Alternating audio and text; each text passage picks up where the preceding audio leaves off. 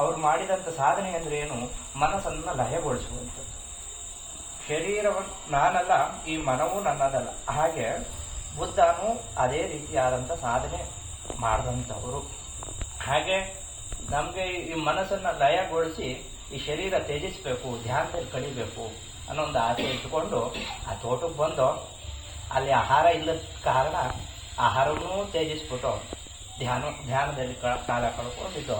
ಹಂಗೆ ಯಾರೋ ಹಳ್ಳಿ ಗಾಡಿಯಲ್ಲಿ ಇವತ್ತು ಜನ ಹೆಂಗೆ ಅಂದರೆ, ಯಾರೋ ಪುರೋಹಿತರಿದ್ದಾರೆ ಅಥವಾ ಯಾರೋ ಗುರುಗಳಿದ್ದಾರೆ ಅಂದರೆ ಶಾಸ್ತ್ರ ಕೇಳೋಕ್ಕೋ ಅಥವಾ ಇನ್ನೊಂದು ಕೇಳೋಕ್ಕೋ ಬರ್ತಾರೆ. ಅವ್ರಿಗೇನು ಎಂತೂ ಅಂತ ತಿಳಿಕೊಳ್ಳಿಲ್ಲ ಅಂದರೂ ಬರ್ತಾರೆ, ಸುಮ್ಮನೆ ಆದರೂ ಬರ್ತಾರೆ. ಹಂಗೆ ಬಂದು ಬಂದು ಬಂದು ಬಂದು ತುಂಬ ಅಪಾರವಾದ ಭಕ್ತರ ಸಂಖ್ಯೆ ಹೆಚ್ಚು ಹೋಯಿತು. ಆವಾಗ ಗುರುಗಳು ಹಿಂಗೆ ಊಟ ಮಾಡಲ್ಲ, ಅವರು ಆಹಾರ ಮಾಡಲ್ಲ, ಇವ್ರು ಹಿಂಗೆ ಆದರೆ ಶರೀರ ಹಾಳಾಗ್ತದೆ ಅಂತೇಳಿ ಬಲವಂತ ಅಂದರೆ ತುಂಬ ಜನ ಆಹಾರ ತ್ಯಜಿಸ್ಬಿಟ್ರು ನಮಗೋಸ್ಕರ. ನೀವು ಊಟ ಮಾಡಿದ್ರಪ್ಪ, ನಾನು ಊಟ ಮಾಡ್ತೀನಿ, ಇಲ್ಲಾಂದ್ರೂ ಮಾಡಲ್ಲ. ಆಗ ದುರಾದೃಷ್ಟವಶ ಮಾಡಬೇಕಾಗ್ತಂತೆ.